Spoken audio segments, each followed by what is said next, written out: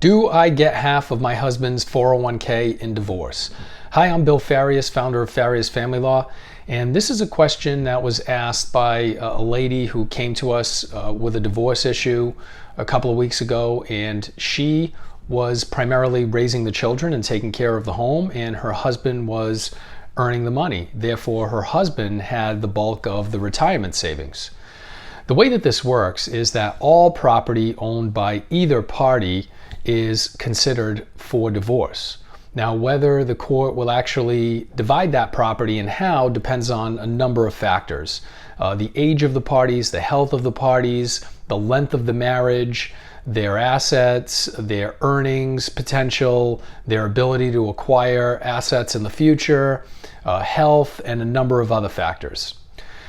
One thing that's important to remember when sizing up this issue is that the court also considers non-economic contributions to the marriage.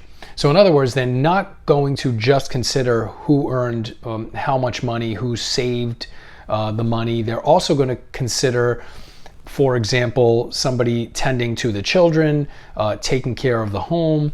And those are non-economic contributions, but those are also taken into consideration in determining how to divide the assets.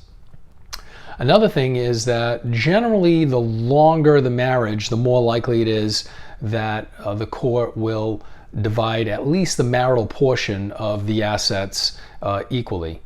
So, for example, if a couple's just been married for 6 months, then it's very likely that the court is just going to send the people their respective ways with what they have and not divide any accounts. On the other end of that spectrum, if it's a 20-year marriage, it's very likely that those accounts are going to be divided equally, setting aside other factors.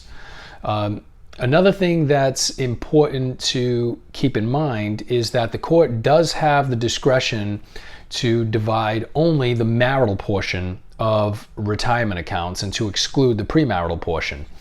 This, again, depends on the factors that we briefly went over and some other factors. But basically, if there is a 10-year marriage and there is a retirement account which the person started contributing to 10 years before the marriage, so there's 10 years of premarital retirement and 10 years of marital retirement, the court can decide to divide only the marital portion.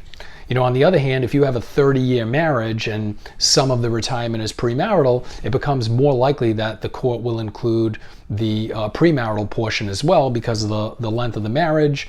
And when you consider all the other factors, usually the court determines that it's more fair to divide most, if not all, of the account in a very long-term marriage. So there are different ways to approach this, different factors, but length of the marriage is important, and it is important to consider non-economic contributions. If you have any other questions, you can call us at 508-675-0464. You can email us at info@fariasfamilylaw.com.